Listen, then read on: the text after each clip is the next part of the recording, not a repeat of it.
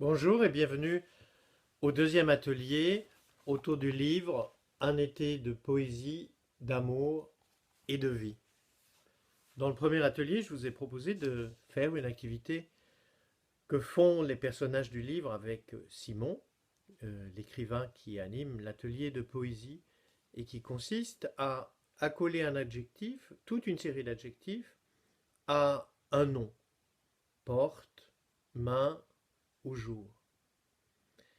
Et dans le livre, une fois que tous les participants, pendant 7-8 minutes, ont écrit, Simon dit, maintenant on va commencer par main. Pedro, Lila et Hector, levez-vous et venez-vous placer en ligne.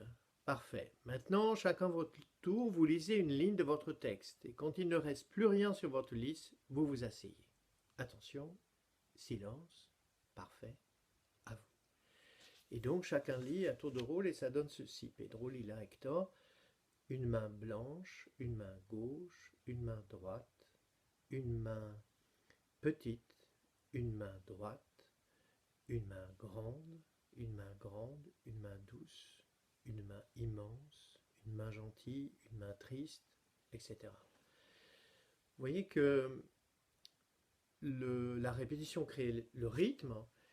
Il y a parfois aussi des répétitions, c'est-à-dire on va retrouver le même adjectif parce qu'il a été écrit par différents participants, mais ça ne gêne pas du tout. Au contraire, hein, la poésie, elle est faite à 50% de répétition. Et ce que je vous propose avec votre liste, puisque vous ne pouvez pas encore la croiser avec celle de vos camarades aujourd'hui, ce que je vous propose, c'est de la reprendre, d'abord de la relire.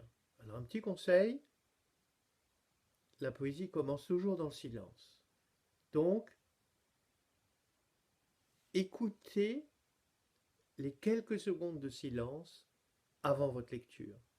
Comme ça, votre voix va résonner, vous allez entendre votre voix. Et puis, quand vous avez lu à haute voix, tranquillement, hein, une ligne après une ligne, en faisant des pauses, vous allez retravailler votre texte avec 3 opérations simples.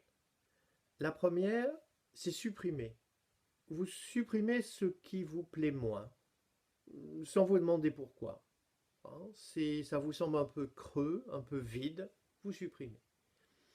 Vous pouvez aussi déplacer, c'est-à-dire ce que vous avez écrit dans un ordre, vous pouvez modifier, écrire au début ce qui a été écrit à la fin, etc. Jusqu'à ce que vous sentiez que ça colle pour vous. Et puis vous pouvez aussi répéter. C'est-à-dire, vous pouvez reprendre un couple nom-adjectif et peut-être en faire un refrain ou l'utiliser au début et à la fin pour bien marquer le début et la fin. Et c'est une façon très simple de clore un texte poétique. Voilà pour cette activité, la fin de la première activité, en vérité. Et puis, maintenant, je vous propose une autre expérience. Il faut le prendre comme une expérience, comme un essai, comme une découverte. Dans le livre, Simon dit, il tient un paquet de bandelettes. Voilà, Simon tient dans les mains un paquet de bandelettes de papier, 20 cm de long environ, 1 cm de large. Et il en donne un petit tas à chacun. Aujourd'hui, on va s'intéresser à comment naît un poème. J'aime bien dire comment il arrive, parce que je crois qu'un poème, c'est quelque chose qui se passe, un événement. Il faut choisir un sujet, puis après on cherche les rimes, dit Clémentine. C'est comme ça qu'on faisait avec les maîtresses. C'est un moyen, mais il y en a d'autres, dit Simon. Je vous propose d'essayer avec les bandes de papier que j'ai découpées. Vous en prenez une et vous écrivez sur les deux côtés. Et si ça marche, vous continuez sur une deuxième bande. Et qu'est-ce qu'on écrit demande Hector. À vous de trouver. Le jeu, c'est ça. Démarrer de rien. Est-ce que ça doit avoir du sens demande Lucie. Ça ne doit rien. Essaye, expérimente, prends ce qui vient. Est-ce qu'on peut écrire commence Pedro. Oui, on peut. répond Simon sans entendre la suite. Tout ce que vous avez à faire, c'est écrire. On a 7 minutes, ça suffira. Un conseil, oubliez les voisins, enfermez-vous dans votre bulle, concentrez-vous sur les images ou les mots qui se forment dans votre tête, et surtout, n'ayez pas peur. J'ai pas envie, dit Marion. Simon compte sur ses doigts. Je n'ai pas envie. 4 mots, parfait. Utilise-les, et si tu n'as toujours pas envie, Marion, ne le fais pas. Ben voilà, je vous propose de vivre exactement la même chose. Alors, c'est simple, hein, pour fabriquer les bandes de papier, vous prenez une grande feuille. Avec une grande feuille, on en fait 8 bandes de papier. Et réellement, voilà, prenez la bande de papier, un stylo ou un crayon, et vous écrivez. Vous allez voir, il y a plein de façons de partir. Hein, si je le fais en ce moment, voilà, j'imagine, j'ai un crayon dans la main, je ne sais pas encore ce que je vais écrire, hein, avant même de poser le crayon ou le stylo sur la feuille.